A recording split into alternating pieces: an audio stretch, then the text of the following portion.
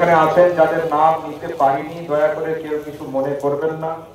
মাইকের সামনে যারা আসতে পারেননি তারা কিছু মনে করবেন না।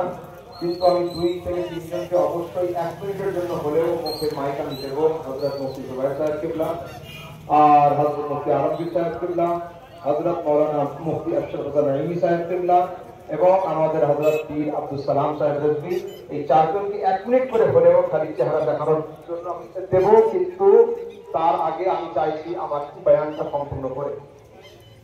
দেখুন,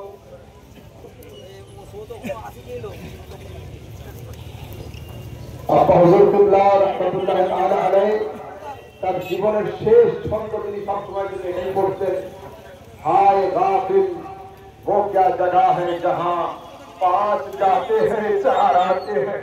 আপা হুজুর সব জীবনের শেষে আলা হযরত ইমাম আহলে সুন্নাতের এই ছন্দ করতেন, হায় গাফিল ও গাফিলের দল, স্মরণ করে সেই জায়গাকে যেখানে 5 জন গেলে 4 জন ফিরে আসে, 1000 জন গেলে 999 জন ফিরে আসে, 1 লক্ষ জন গেলে 90,999 জন আসে, একজন কম থেকে যায়। এটাই তো তার শেষ ভূমিকা। আর মাঝে মাঝে ছন্দে ছন্দে আমার সঙ্গে গাড়িতে পড়তেন, अंधेरी कब्र में मुझे अकेला छोड़ आएंगे, वहां भी हो अपनी रहमत से उजाला या रसूल अल्लाह। हजरत मुफ्ती आजम बंगाल वालिदाह 24 ফরওয়ারি গেলে উনি সব সময় করে 5 ওয়াক্ত নামাজ মসজিদে বা জামাত আদায় করতেন, ঝড় হোক বৃষ্টি হোক যে অবস্থায় হোক। কিন্তু যেদিন উনি প্রথম দিনে 5 ওয়াক্ত নামাজে হাজির হতে পারেননি, আমি সেদিন জেনে গিয়েছিলাম যে হযরত আজকের 100% অসুস্থ হয়েছে। এতদিন তাকে কোনো অসুস্থতা কোনো অবস্থায় রুখতে পারেনি, কিন্তু যেদিন মসজিদ যাওয়া বন্ধ করেছেন আমি সেদিন জেনে গিয়েছি যে হযরতের ভিতর আর ভালো নেই।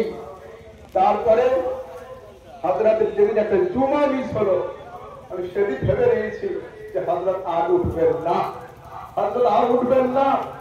তারপরে আপা হুজুর খুব অসুস্থ, বাড়িতে আম্মু ভাই সবাই কান্নাকাটি করছে।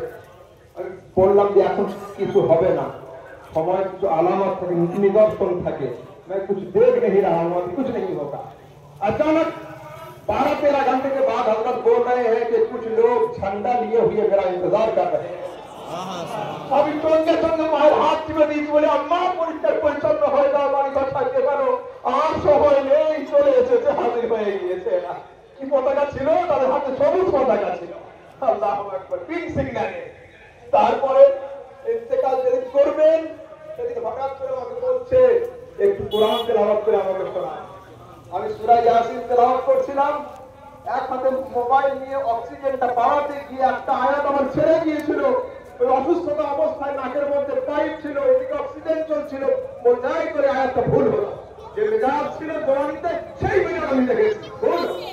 তারপরে আপনার বলছেন আয়াত শেষ করো, সূরা শেষ করো, আমি শুয়ে পড়বো, ঘুমাবো।